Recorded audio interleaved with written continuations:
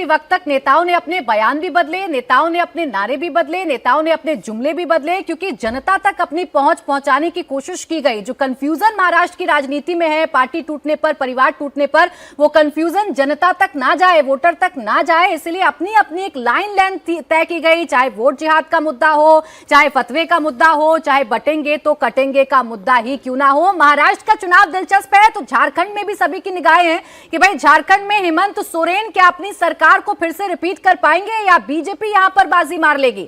झारखंड चुनाव को लेकर बीजेपी नेता शाहनवाज हुसैन का कहना है कि बीजेपी गठबंधन पर लोगों को विश्वास है, इसलिए हम किसी भी हाल में जीतने वाले हैं।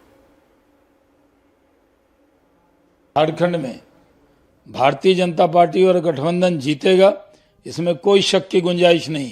झारखंड की जनता ने भारतीय जनता पार्टी और उसके सहयोगी दल में विश्वास किया है और वो उसका नतीजा दिखेगा।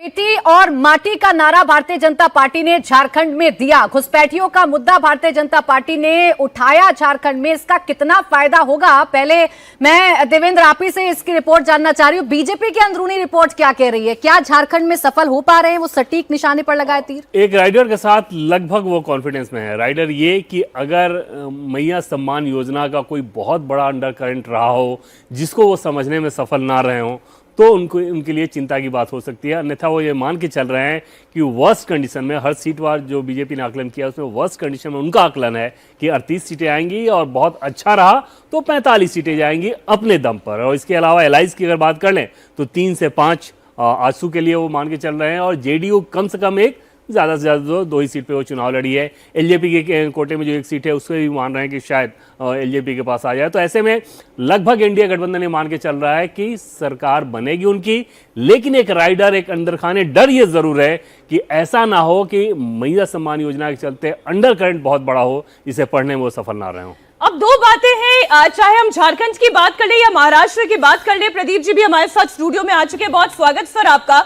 आज के नतीजे दोनों ही राज्यों में बहुत कुछ कहानी बयां करने जा रहे हैं।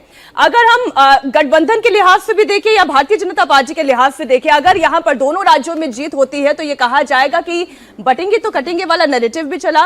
वोट जिहाद का मुद्दा जो लोगों के बीच में घर करना चाहते थे उसमें भी वो कामयाब रहे हैं। लेकिन उससे बड़ी बात, बीजेपी स्टॉलवर्ट पार्टी, बीजेपी का मैनेजमेंट, बीजेपी की रणनीति सब कुछ अव्वल नजर आएगी। वहीं कांग्रेस से लोकसभा चुनाव का वो नैरेटिव एक बार फिर से